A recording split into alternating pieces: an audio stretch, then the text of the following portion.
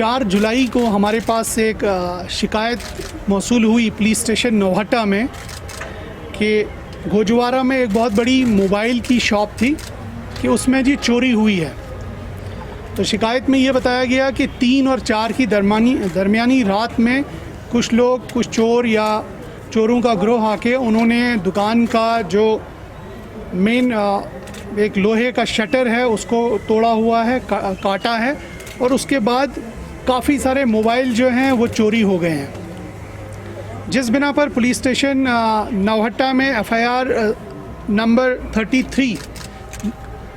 2020 का जो है रजिस्टर किया जाता है और तफ्तीश शुरू की जाती है।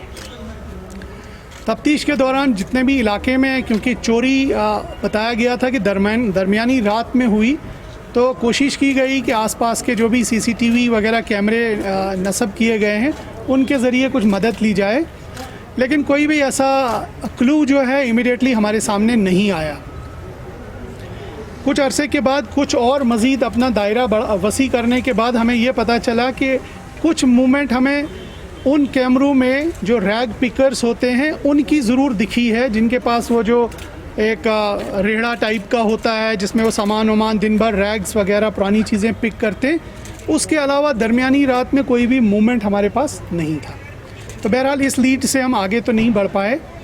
तो लेकिन ये आइडिया आया कि ये मूवमेंट ज़रूर हुई है। उसके बाद हम लोगों ने जो अपना इलेक्ट्रॉनिक सर्विलेंस है और टावर का जो एनालिसिस हम लोग करते हैं वो करना शुरू किया, लेकिन तकरीबन 2 महीने तक कहीं भी कोई हलचल नहीं हुई। और अचानक एक दिन, क्योंकि हम मॉनिटर कर रहे थे, तो एक फ़ोन जो है वो दिल्ली में ऑन हो जाता है और इमीडिएटली जो हमारी पार्टी है पुलिस स्टेशन नौहट्टा से वो रवाना की जाती है और उन्होंने एक बंदे को जिसका नाम अब्दुल रज़ाक था,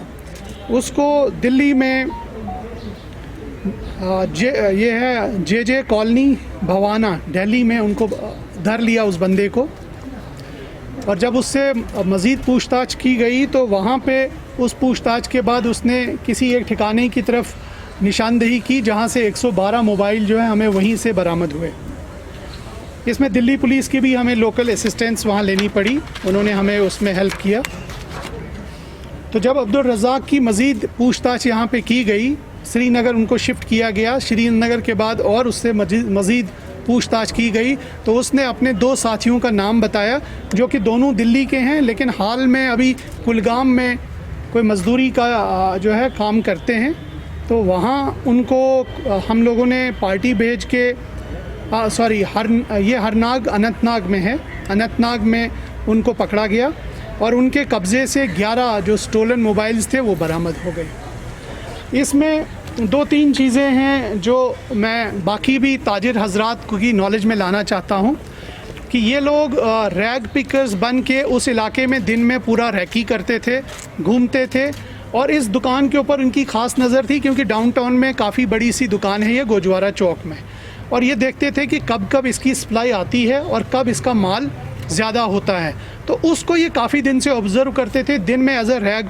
पिकर बन के उसकी दुकान के सामने भी गत्ते वत्ते का डिब्बा विब्बा उठाते रहते थे और सामान पे नज़र रखते थे। एक तो ये चीज़ है कि जब आपका माल आ रहा है, सामान आ रहा है, तो मुझे लगता है कि वो भी विजिलेंट रहना चाहिए दुकानदारों को, ट्रेडर हजरात को, ताकि उसके ऊपर बाकी चोर और इस तरह के लोगों की नज़र ना रहे।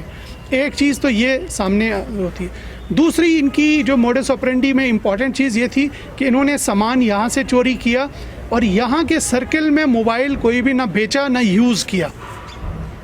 ये मतलब होशियारी है, चालाकी है। अदरवाइज़ अगर ये यहाँ पे मोबाइल बेचते या यूज़ करते तो शायद किसी हमारी जो डिजिटल सर्विलेंस है, इलेक्ट्रॉनिक सर्विलेंस में वो पकड़ में आ जाता। इन्होंने 2 महीने तक कोई भी मोबाइल ना यहाँ बेचा और ना ही उसको यूज़ किया, और यहाँ से बाहर बैरून रियासत ले जाके वहाँ पे मोबाइल बेचा और ये समझ लिया कि शायद ये नॉर्थ सर्कल से बाहर है तो वहाँ पे किसी पकड़ में नहीं आएंगे।